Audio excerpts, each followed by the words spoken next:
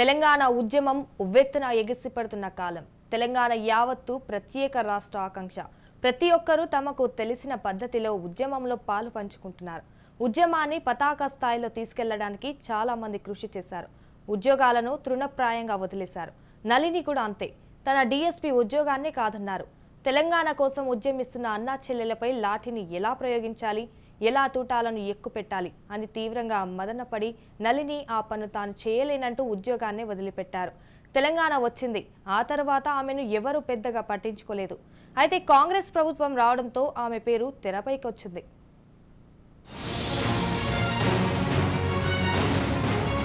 DSP Nalini, Domakonda Nalini. ఈమె చాలా మందికి గుర్తుండే ఉంటుంది. తెలంగాణ ఉద్యమ సమయంలో తన పదవిని వదిలేశారు నళిని. 12 ఏళ్ల క్రితం పదవికి రాజీనామా చేసి వెళ్లిపోయారు. మళ్ళీ ఇన్నేళ్లకు ఆమె పేరు మళ్లీ తెరపైకి వచ్చింది. ఉద్యమ పార్టీ బీఆర్ఎస్ పడిపోయింది. తెలంగాణలో కాంగ్రెస్ ప్రభుత్వం కొలువుదీరడంతో నళినిని గుర్తు చేసుకుంటున్నారు చాలా మంది. సోషల్ మీడియాలో ఆ పేరు బాగా వినిపిస్తోంది. ఆమెను మళ్లీ ఉద్యోగంలోకి తీసుకోవచ్చు కదా అంటూ సీఎం రేవంత్ రెడ్డికి విజ్ఞప్తులు చేస్తున్నారు. 2012లో తన డీఎస్పీ పదవికి రాజీనామా చేశారు నళిని. అది తెలంగాణ ఉద్యమ కాలం. తెలంగాణ రాష్ట్ర సాధన కోసం ఉద్యమిస్తున్న వారిపై లాఠీలు జులపించలేనంటూ ఆమె ఉద్యోగానికి రాజీనామా చేశారు. తెలంగాణ ఏర్పడ్డాకే మళ్లీ ఉద్యోగం చేస్తా అంటూ డీఎస్పీ స్థాయి పదవిని వదిలేశారు. ఢిల్లీ జంతర్ మంతర్ వద్ద దీక్ష చేసి కేంద్రానికి తెలంగాణ ప్రజల ఆకాంక్షను బలంగా చాటారు. కానీ తెలంగాణ రాష్ట్రం ఏర్పడ్డాక ఆమె కనిపించకుండా పోయారు. ఉద్యమ పార్టీ ప్రభుత్వాన్ని ఏర్పాటు చేసిన తర్వాత కూడా నళిని గురించి పట్టించుకోలేదు. ఇప్పుడు రేవంత్ రెడ్డి ప్రభుత్వం అయినా నళినిని మళ్లీ ఉద్యోగంలోకి తీసుకోవాలని విజ్ఞప్తులు వెల్లువెత్తుతున్నాయి. తెలంగాణ రాష్ట్ర సాధన కోసం ఉద్యోగానికి రాజీనామా వేసిన ఆమెకు మళ్లీ న్యాయం చేయాలని అడుగుతున్నాయి. అయితే వీటన్నింటికి సమాధానంగా నా మనసులో మాట అంటూ నళిని పేరు మీద ఒక మెసేజ్ కూడా సోషల్ మీడియాలో సర్క్యులేట్ అవుతోంది. ఇది నా మనసులో మాట. నేను డీఎస్పీ ఉద్యోగానికి రాజీనామా చేసి 12 ఏళ్లు పూర్తయిన తర్వాత కూడా నన్ను ఇంకా జనం గుర్తుంచుకున్నారన్న విషయం ఈరోజు వస్తున్న మెసేజ్ల ద్వారా నాకు అర్థమవుతోంది. చాలా సంతోషం. నన్ను గుర్తుపెట్టుకున్న వారందరికీ పేరు పేరున ధన్యవాదాలు చెప్తున్నా. కొందరు జర్నలిస్టులు వాయిస్ కావాలని అడుగుతున్నారు. నేను దీనికి సుముఖంగా లేను. ఎందుకంటే నేను ప్రస్తుతం ప్రశాంతమైన జీవితం గడుపుతున్నా. అందుకే ఇలా ప్రకటన చేయాల్సి వచ్చింది.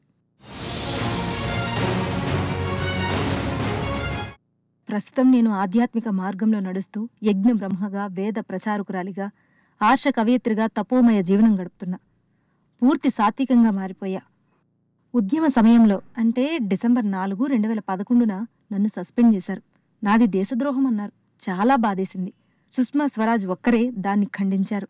ఢిల్లీలో దీక్ష, తెలంగాణలో యాత్ర, పరకాల ఉప ఎన్నికల్లో పోటీ, బీజేపీ సభ్యత్వం తీసుకోవడం ఇవన్నీ ఉద్యమంలో భాగంగానే చేశాను.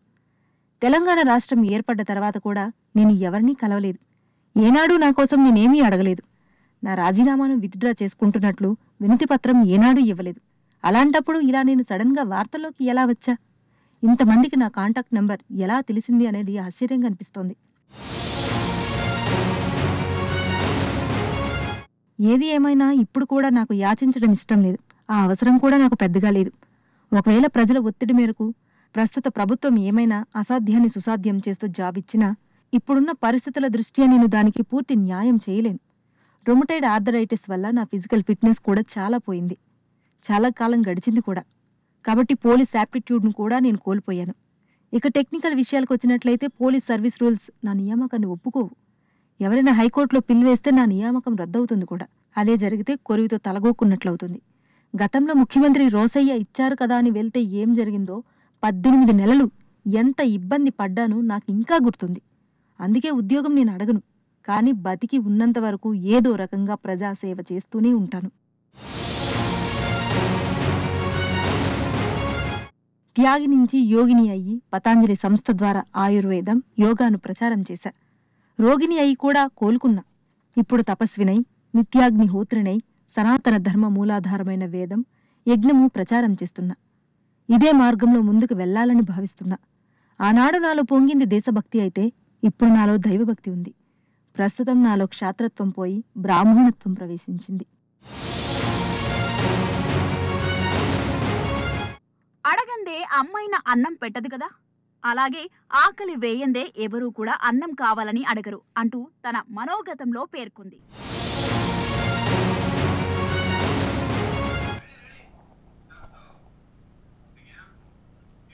తనకు మళ్లీ ఉద్యోగం ఇవ్వాలని భావిస్తున్న సీఎం రేవంత్ రెడ్డి ప్రతిపాదనను మాజీ డీఎస్పీ నళిని సున్నితంగా తిరస్కరించారు.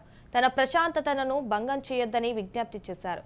తెలంగాణ ఉద్యమ సమయంలో ఉద్యోగానికి రాజీనామా చేసిన నళినికి మళ్లీ ఉద్యోగం చేయాలన్న ఆసక్తి ఉంటే వెంటనే ఉద్యోగంలోకి తీసుకోవాలని సీఎం రేవంత్ రెడ్డి ఇటీవల ప్రభుత్వ ప్రధాన కార్యదర్శి శాంతికుమారి, డీజీపీ రవిగుప్తాను ఆదేశించారు.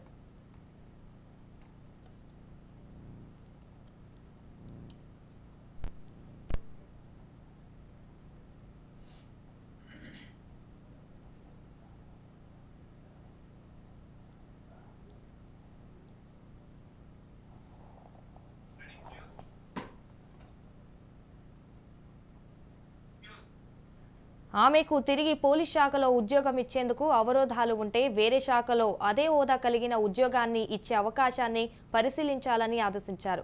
నళినికి న్యాయం జరగలేదని, ఉద్యోగాలకు రాజీనామా చేసి ఎన్నికల్లో పోటీ చేసి ఓడిపోయిన వారు చాలా మంది తిరిగి ఉద్యోగాల్లో చేరిన విషయాన్ని సీఎం ఈ సందర్భంగా గుర్తు చేశారు.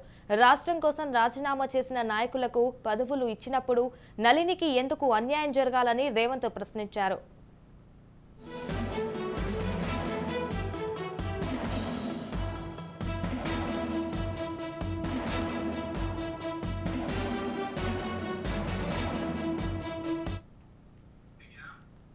నళినిని తిరిగి ఉద్యోగంలోకి తీసుకోవాలన్న ప్రభుత్వం ఆలోచనను ఓ న్యూస్ ఛానల్ ఆమె వద్ద ప్రస్తావించగా ఆ ప్రతిపాదనను సున్నితంగా తిరస్కరించారు. తానిప్పుడు సంతోషంగా ఉన్నట్టు చెప్పుకొచ్చారు.